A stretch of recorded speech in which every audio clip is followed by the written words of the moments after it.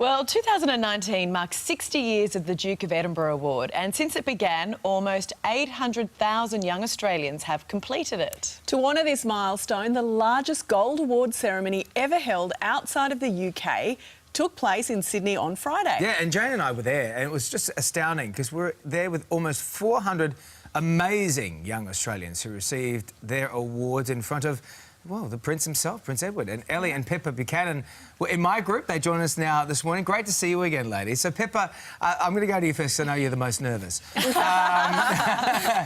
Getting the gold Duke of Ed, though, what does that mean for you, and what did it involve for you?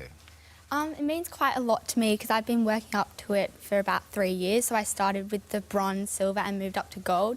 And I think it was quite a big milestone because a lot of things led up to it. So you have to do 3 components for the award, so a skill, sport and service. So for my skill, I played the trumpet. For my sport, I played netball, and for the service, I served in my school cadet unit. And then on the side of that as well, you also have to do an adventurous journey. So I did a walk in the Blue Mountains and then also travelled to Central Australia where I did the Larapinta Trail. And then on top of that as well... Which is really hard to do. Yeah, it was quite hot as well. Yeah, and then on top of that as well, I went to Tanzania as my residential project and worked in local schools there.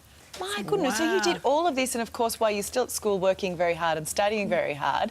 So Ellie, what activities did you choose? So as Pippa said, you do 3 sections. So for my sport, your physical recreation is what it's called. I did cross-country running. Those slouches, are they? Yeah. Wow. And then Your parents must be so disappointed. Their mum's running the marathon right now. she's not doing the marathon. I think she's Only 10K. Yeah, 10K. Oh, only 10K. And then for my service, I did learn to swim, so I taught people how to swim.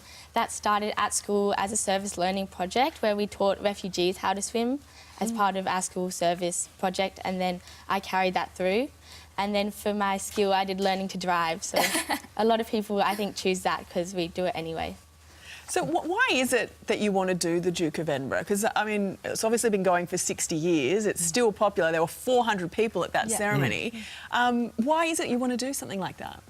I think it's really great to develop your personal skills, and also we've had some role models in our lives who did it before us. So our cousins have got their gold award, and also our mum, so like 30 years ago, got her award as well. So they really inspired us. But it really helped you develop your teamwork and initiative and skills like that, which are really good for employment later in life as well. I also think as well, it sort of sets up what I was seeing a lot of, and Jane, you would agree with me on this, that getting there and seeing a lot of young people giving back to community with their service. So there was, I mean, you know, you were teaching people how to swim, or, you know, going helping schools in another country, or there were kids volunteering in vets and also stuff, which I think is a really great thing to set up at a young age, sort of to give back to the community, don't you think? Yeah, a lot of people also do aged care, so that's good, helping the older generation who've given so much to the wider community throughout their lives as well. Yeah, and I think it's really great to see young people interacting with their local community and getting involved, because it sets us up well for the future as well. How far out of your comfort zone did you have to go for some of these activities? I think the ones that people find most challenging is probably the adventurous journey, so the hiking, because you're fully self-sufficient for 4 days, so you have to carry all of your food, you're physically challenged, mentally challenged, and you're also outside your comfort zone as you have like no technology, so it's very different to our everyday lives.